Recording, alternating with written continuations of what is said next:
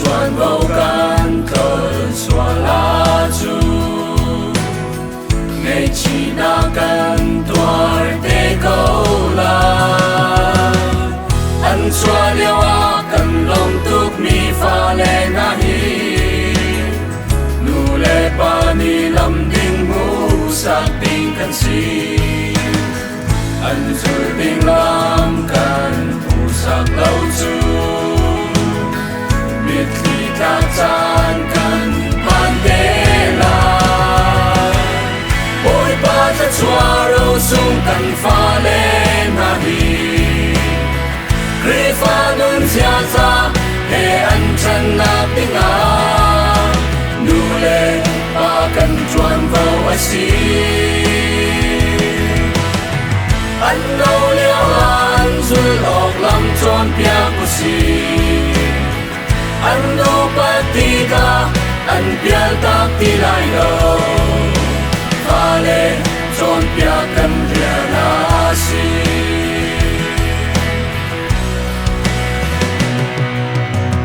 pha le ni dot na kong an chon kho na ting a al cha big mun su in sung khar si sung khara dot na kun na nga nu le pa ni kan tho ka he pha le na kri nun ja do chon piak tu ding a chon piak tu cha bi nu le pa kan si tan cha kan nghe an lâu liao a đại thang lâu in chan bên a u si bôi ba cho chua râu sung kan pha le na hi kri pha nun sia za he an chan na ting a nu le ba kan chuan vô a si an lâu liao an zul ok lam chon pia ku si an nu pati ka an pial tak ti lai lo pha le chon pia kan ria na si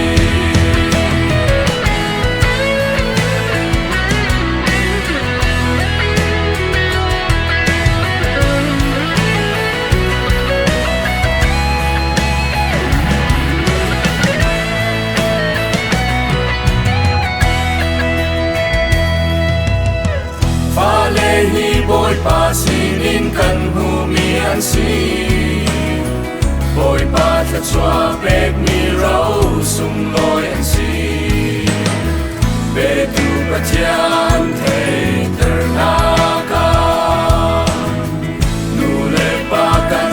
chuan vô a si pha le ni bôi pa đốt na kan châu ta a chu kan po an lâu man na na na sung khara bao chan đi pha le bong kam cha san kai mi an si lai bôi ba ta chua râu sung kan pha le na hi kri pha nun sia za he an chan na ting a